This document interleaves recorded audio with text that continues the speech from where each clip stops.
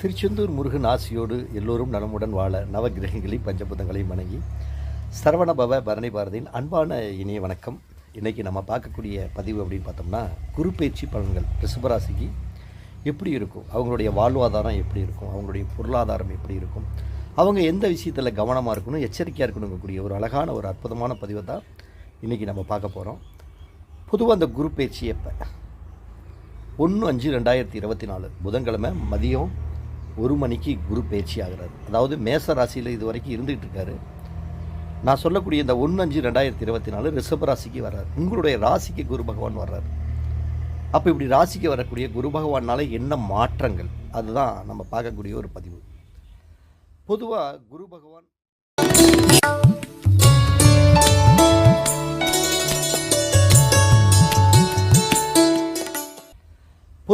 குரு பகவான் தனம், குடும்பம், பொருளாதாரம், செல்வாக்கு, குழந்தைகள் இதுக்கெல்லாமே அதிபதி. அப்போ ரிஷப ராசிக்குள்ளே நுழையிறார். ரிஷப ராசிக்குள்ளே என்னென்ன நட்சத்திரம் இருக்குது? கிருத்திகை 2, 3, 4 பாதம், அடுத்து ரோஹிணி 1, 2, 3, 4 பாதம், மிருகசீரிடம் 1, 2. அப்போ குரு பகவான் சூரியனோட நட்சத்திரத்தில் ஒரு 36 நாட்களும், சந்திரனோட நட்சத்திரத்தில் ஒரு 68 நாட்களும், செவ்வாயோட நட்சத்திரத்தில் ஒரு 98 நாட்களும், மீண்டும் சந்திரனோட நட்சத்திரத்திலேயே கிட்டத்தட்ட ஒரு 110 நாட்கள் செல்லக்கூடிய அமைப்பு. அப்போ ராசிக்கு குரு பகவான் வர்றது சிறப்பாக அப்படின்னா, ராசிக்கு குரு பகவான் வருவது உடல்நிலையில் கொஞ்சம் தேக்க நிலையை கொடுக்கும், ஆரோக்கிய குறைபாடுகளை கொடுக்கும், சில சங்கடங்கள் ஆரோக்கிய ரீதியாக கொடுக்கும். அதில் மாற்றமே இல்லை. அது இல்லாமல் யார் வீட்டுக்கு வர்றாங்க அப்படின்னா, சுக்கிரனோட வீட்டுக்கு குரு பகவான் வர்றாங்க. அப்போ அந்த குருவுக்கும் சுக்கிரனுக்கும் பார்த்திங்கன்னா ஒரு விதமான கருத்து வேறுபாடுகள் நிறைய இருக்கும். ஏன்னா சுக்கிரன்கிறது அசுரருடைய கேப்டன், நம்ம குரு பகவான் வந்து தேவர்களுடைய கேப்டன். 2 பேர்த்துக்குமே கொஞ்சம் ஆப்போசிட்டாக தான் இருக்கும். ஆனால் குரு பகவான் போகிற இடம் தான் சரியில்லைனாலும் பார்க்குற இடத்துக்கு ஒரு வேல்யூ இருக்குது. அதை ரொம்ப நம்ம நல்லா நோட் பண்ணணும். குரு பார்க்க பலம் இருக்க கொஞ்சம் பலம் கம்மி தான், ஆனால் பார்க்குற இடத்துக்கு பலன்கள் பக்காவாக இருக்கும். அப்படிப்பட்ட ஒரு அற்புதமான ஒரு பதிவு இந்த பதிவு. கொஞ்சம் முழுசாக பாருங்கள், ஸ்கிப் பண்ணாமல் பாருங்கள். முதல்ல ஜென்மத்திலேயே அந்த குரு பகவான் போகும் பொழுது நம்ம எந்த ஒரு சிந்தனைகளும் தடுமாறும். நம்ம நினைக்கிறது பூரா கொஞ்சம் ஆப்போசிட்டாக வேலை செய்கிறதுக்கு உண்டான அமைப்பு கொடுக்கும். நம்ம நடக்காத விஷயத்தையெல்லாம் கொஞ்சம் திங்க் பண்ணக்கூடிய சூழ்நிலைகள் இருக்கும். அப்போ இந்த நேரத்தில் நம்மளுடைய ஆலோசனை தேவை. ஒரு ஆண்களாக இருந்தால் மனைவியிடம் கரெக்டாக ஒரு ஆலோசனை கேட்கணும். ஆலோசனை கேட்டு என்ன பண்ணலாம், என்ன பண்ணக்கூடாது, எப்படி வழி நடத்தலாம் அப்படிங்கக்கூடிய ஒரு கண்ணோட்டத்திலேயே போகணும். அப்படி போனாங்க அப்படின்னா ஜெயிச்சிருவாங்க. கொஞ்சம் யோசனையோடு செயல்படணும், அவ்வளோதான். ஆனால் இந்த குரு பகவான் கிட்டத்தட்ட 1/5/2024 12/6/2024 வரைக்குமே பார்த்திங்கன்னா சூரியனோட நட்சத்திரத்தில் பயணிக்கிறார். அப்போ சூரியனோட நட்சத்திரம் சுக்கிரனுக்கு சூரியன் செட் ஆகுமா அப்படின்னா ஒரு விதத்தில் செட் ஆகாமல் இருந்தாலும், அந்த 4ஆம் இடத்த அதிபதிங்கிற ஒரே காரணனாலும். அப்போ 4ஆம் இடம்னா என்ன? ஒரு நிலம், வீடு, வாசல் இதெல்லாமே. அது ஒரு வாங்குறாங்க அப்படின்னா அதை ஒரு கவனமாக வாங்கணும். இதெல்லாம் இந்த இடமெல்லாம் சரியாக இருக்குதா, இதை இடத்துல ஏதாச்சும் வில்லங்க இருக்குதா, இல்லை வேறு மாதிரி ஏதாச்சும் ட்ரபிள் பண்ணுமா அப்படிங்கிற ஒரு கண்ணோட்டத்தை பார்த்து பண்ணினாங்கன்னா அதிலிருந்து ரிலீஃப் தப்பிச்சுக்கலாம். இதில் குரு பகவான் 5ஆம் இடம் பார்வை பார்க்குறாரு. குரு பார்த்தா என்ன ஆகும்? குரு குழந்தைக்கு காரகர். குரு பார்க்குறது குழந்தைக்கு நல்லதா? நிச்சயம் குழந்தைக்கு வாய்ப்புகளுக்கு நல்லது. இதுவரைக்கும் ரிஷபராசிக்காரங்களுக்கு கரு கலைஞ்சிக்கிட்டே இருந்து குழந்தை திருமணமாகி அந்த குழந்தை பிறக்கிற விஷயத்தில் கொஞ்சம் காலதாமதமாக இருக்கும். அப்படி கரு உற்பத்தியாக இருந்தால் கூட சில பேர்த்துக்கு அந்த கரு கலைப்பு கொஞ்சம் ஹீட்னால் வந்திருக்கும். ஆனால் இனி வரக்கூடிய இந்த 1 வருட காலம் குழந்தை தங்கும். குழந்தை மழலசத்தை கேட்கக்கூடிய ஒரு அற்புதமான நேரம் இந்த ரிஷபராசிக்கு நிச்சயம் நடக்கும். யாரோட வீடு? புதனோட வீடு. அப்போ துள்ளலான குழந்தைகள், வீட்டில் இருக்கக்கூடிய குழந்தைகளுடைய வளர்ச்சி, படிப்பு கண்டிப்பாக ஒரு சிறப்பான ஒரு முன்னேற்றத்தை கொடுக்கறதுக்கு உண்டான வாய்ப்புகள் இருக்குது. இந்த 12/6/2024 மேலே பார்த்தீங்கன்னா 20/8/2024 வரைக்கும் ஒரு 68 நாட்கள்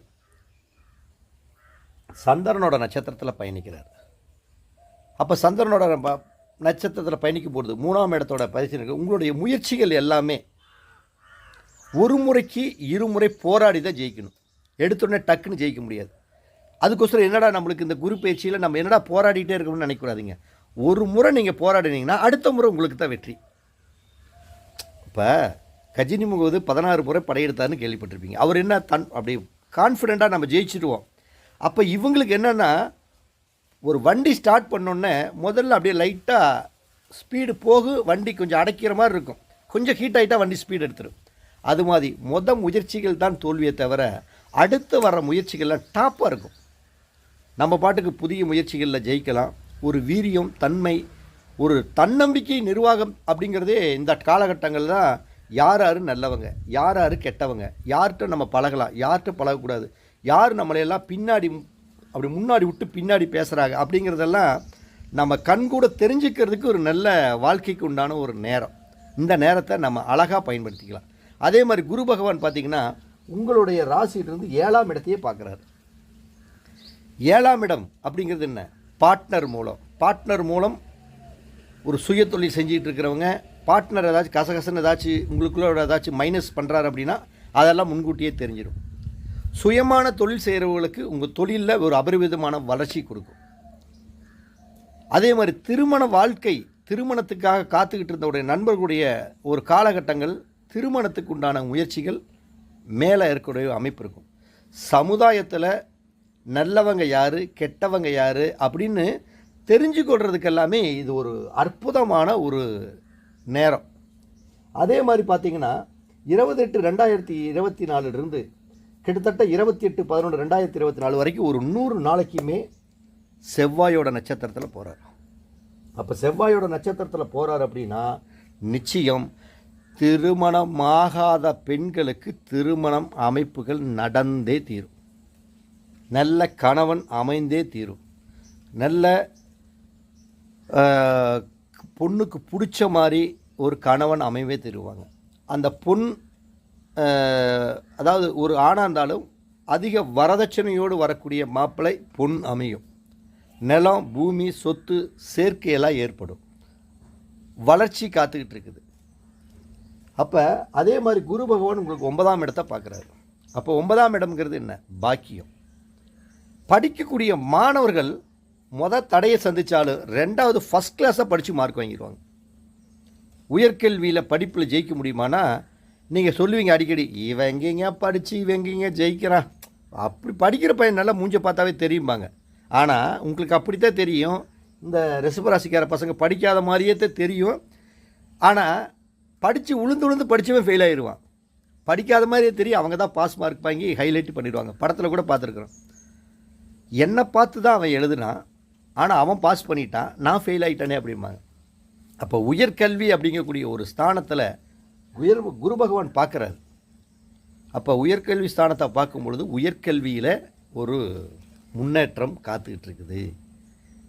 வெளியூர் வாசம் செல்லலாமா? தாராளமாக போங்க. வெளிநாடு போகலான்னு ஆசையா? தாராளமாக போங்க. அதுக்குண்டான முயற்சிகளை ஸ்டெப் எடுங்க. அற்புதமான ஒரு அமைப்பு இருக்கும். தொழிலுக்கு 9ஆம் வீட்டோட இடத்த அதிபதி யாருன்னா சனினா யார்? தொழில்காரர்கள். தொழிலுக்கு ஊரை விட்டு ஊரை போய் வேலை செய்யுங்க. போய் சொந்த ஊரில் வேலை செஞ்சுக்கிட்டு இருக்கிறீங்கன்னு வச்சுக்கோங்க. அட்லீஸ்ட் உங்கள் ஊரை விட்டு ஒரு 20 கிலோமீட்டரோ 30 கிலோமீட்டரோ இடமாற்றம் செய்து ஒரு வேலை செஞ்சீங்கன்னு வச்சுக்கோங்க. வேலையில் உங்களுக்கு வருமானம் அற்புதமாக இருக்கும். அதே மாதிரி இடமாற்றம் போய் நீங்கள் வேலை செய்யும் பொழுது உங்களுக்கு ஒரு மதிப்பு இருக்கும், மரியாதை இருக்கும், புகழ் இருக்கும்.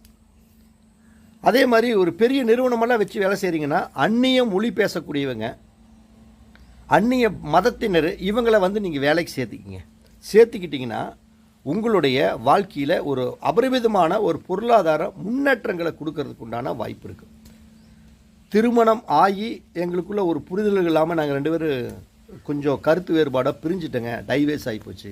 2வது திருமணத்துக்கு ஏதாச்சும் வாய்ப்பு இருக்கா? நிச்சயம் வாய்ப்பு இருக்குதுங்க. இந்த குரு பயிற்சியில் 9வது ராசிங்கிறது என்ன? 2வது திருமணத்தை குறிக்கக்கூடிய ராசி. அப்போ உங்களுக்கு ஜாதக அமைப்புகள் கொஞ்சம் நடக்கிற தசா புத்தி திருமணத்துக்கு சப்போர்ட் மட்டும் பண்ணிச்சுன்னு வச்சுக்கோங்க. 2வது திருமணம் ஆவதற்குண்டான கொடுப்பனை கண்டிப்பாக இந்த ரிஷப ராசி நண்பர்களுக்கு அற்புதமாக இருக்குது. தாராளமாக பண்ணலாம். பாக்கியமும் அதிர்ஷ்டமும் சேரக்கூடிய ஒரு நேரம். இதே 19/3/2025 மேலே நீங்கள் எடுத்துக்கிட்டீங்கன்னா மீண்டும் சந்திரனோட நட்சத்திரத்தை தான் பயணிக்கிறாங்க. அப்போ எடுக்கக்கூடிய காரியங்கள் தோல்வி போடுற மாதிரி இருந்தாலும் இறுதியில் வெற்றி வாய்ப்புகளை தேடி சென்று ஒரு வாழ்க்கையில் முன்னேற்றத்தை நோக்கி பயணிக்கக்கூடிய ஒரு அற்புதமான நேரம். அப்போ இந்த ரிஷபராசிக்கு ஜென்மத்தில் குரு வந்துருச்சு அப்படி நல்லா பயப்படணும்னு அவசியமே இல்லை. எப்பயுமே குரு பகவான் மட்டுமே பெத்த தாயும் தகப்பனும் தன்னுடைய குழந்தைகளுக்கு எந்த சூழ்நிலையும் துரோகம் பண்ண மாட்டாங்க. குரு பகவான் அதே மாதிரி தான். குரு பகவான் அப்படிங்கிற ஒரு காலச்சக்கரத்தில் பாகிஸ்தானாதிபதி அவரே தான். 12ஆம் இடத்து விரயஸ்தானாதிபதி அவர் தான். குரு வந்தால் உடனே யாரையும் வந்து அழிக்கவெல்லாம் மாட்டார். கொடுப்பார், நல்லா கொடுத்து அழகு பார்ப்பார், வேணுங்கிற அளவுக்கு கொடுப்பார். அவன் ஒழுங்காக வச்சு பண்ணுறானா, இல்லை பணத்தை கொடுத்தோன்னே இவன் ரொம்ப ஆடம்பரத்தை பண்ணுறானா, இல்லை அதிக பிசினஸ்தானம் பண்ணுறானா, இல்லை குருன்னு என்ன மதிப்பு மரியாதை கௌரவம் பிறருக்கு கட்டுப்பட்டு ஒரு சென்ற இடத்துல மதிப்போடு வாழக்கூடிய அமைப்போடு இருக்கிறானா, இல்லை பணம் வந்ததுக்கப்புறம் இவன் ஆடுறானா அப்படின்னெல்லாம் பார்த்துட்டு எந்த அளவுக்கு அந்த குரு பகவான் பாக்கியத்தை கொடுத்து பணத்தை கொடுத்து ஒரு பொருளாதாரத்தை கொடுத்து உங்களை முன்னேற்றம் பார்க்குறாரோ, நீ ஒழுங்காக நடந்துக்கல அப்படின்னா அவர் அப்படியே விரயஸ்தான அதிபதியாகவும் மாறிடுவார். அப்போ ரிஷப ராசி நண்பர்களே, உங்களோட ராசிக்கு ஜென்மத்தில் குரு வந்துருச்சுன்னு நீங்கள் பயப்பட வேண்டாம். பார்க்கக்கூடிய பார்வை 5ஆம் இடத்தை பார்க்குறாரு, 7ஆம் இடமான திருமணஸ்தானத்தை பார்க்குறாரு, 9ஆம் இடமான கல்வி பாக்கியம் அனைத்தையும் பார்க்குறாரு. அப்போ நம்மளுக்கு ராசி வந்துருச்சுன்னு பார்க்காதீங்க, ராசியில் இருக்கான்னு பார்க்காதீங்க, இப்படியெல்லாம் பல விதத்தில் அவர் பார்க்குறாரு.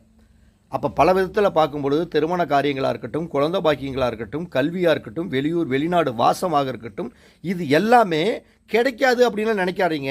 ஒரு முறைக்கு இருமுறைக்கு மறுமுறை. அதாவது எல்லாமே சொல்கிறாங்கல்ல, ஒரு விஷயத்தை கூட ஒரு 2 தடவை 3 தடவை பண்ணணும்.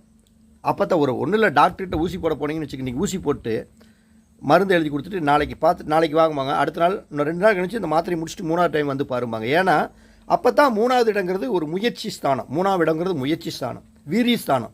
ஒரு ஸ்ட்ரென்த்து கிடைக்கணும்னாவே ஒரு 3 முறை போராடணும். அப்போ உங்களுக்கு ஒரு முறைக்கு இருமுறை அந்த காரியத்தை தொடர்ந்து பயணிச்சிங்கன்னா இந்த ரிஷபராசிக்காரங்களுக்கு நல்ல காலம் தான் நான் சொல்லுவேன். இதில் கொஞ்சம் நல்லவங்க யார் கெட்டவங்க யாருன்னு தெரிஞ்சுக்கலாம். தெரிஞ்சுக்கிட்டு நம்ம கொஞ்சம் அப்படியே இந்த காலகட்டங்களில் ஒரு வருஷத்தில் எதையும் கொஞ்சம் அகலக்கால் வைக்காமல் ஒரு ஆடம்பரத்தை நோக்கி போகாமல் அப்படியே நின்று அமைதியாக அழகாக இருக்கிறத வச்சுக்கிட்டு வேடிக்கை பார்த்துக்கிட்டு அப்படியே காலத்தை ஓட்டணும்னு வச்சுக்கோங்க. இந்த ரிஷபராசிக்காரங்களுக்கு குரு பயிற்சி பெரிய அளவுக்கு பாதிப்பு கொடுக்காது. நான் ஒரு அடுத்த பதிவில் அழகான பதிவில் மிதுன ராசிக்கு சந்திக்கிறேன். அனைவருக்கும் வணக்கம், அனைவருக்கும் வாழ்த்துக்கள்.